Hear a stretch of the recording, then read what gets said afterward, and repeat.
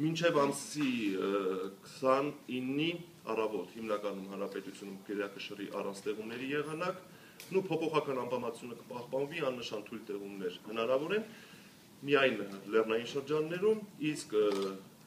նոյեմբերի 29-ի օրվա երկրորդ կեսից հանրապետության տարածքը կնկատվի ցիկլոնի ազդեցության գոտում եւ օրվա երկրորդ կեսից կսկսվեն տեղումներ։ Լեռնային շրջաններում տեղումները կդիտվեն ձյան տեսքով, նախալեռնային եւ հովտային շրջաններում կդիտվեն անձրևի տեսքով։ 30-ին տեղումները կդադարեն, 30-ին եւ դեկտեմբերի 1-ին կդիտվի առանց տեղումների եղանակ, դեկտեմբերի 1-ի երեկոյան ժամերին եւ 2-ին հանրապետությունը կգտնվի հաջորդ ցիկլոնի ազդեցության գոտում, կրկին շրջանների զգալի մասում սպասվում են տեղումներ։ Օդի ջերմային ֆոնում առաջիկա 5-7 օրերին էական տատանումներ չեն սպասում, արարատյան դաշտում օդի ջերմաստիճանը գիշերը կլինի դրական եւ կտատանվի +1-ից +3 աստիճանի սահմաններում, ցերեկը մայրաքաղաքում եւ արարատյան դաշտում սպասվում է 8-ից 10 աստիճան տաքություն։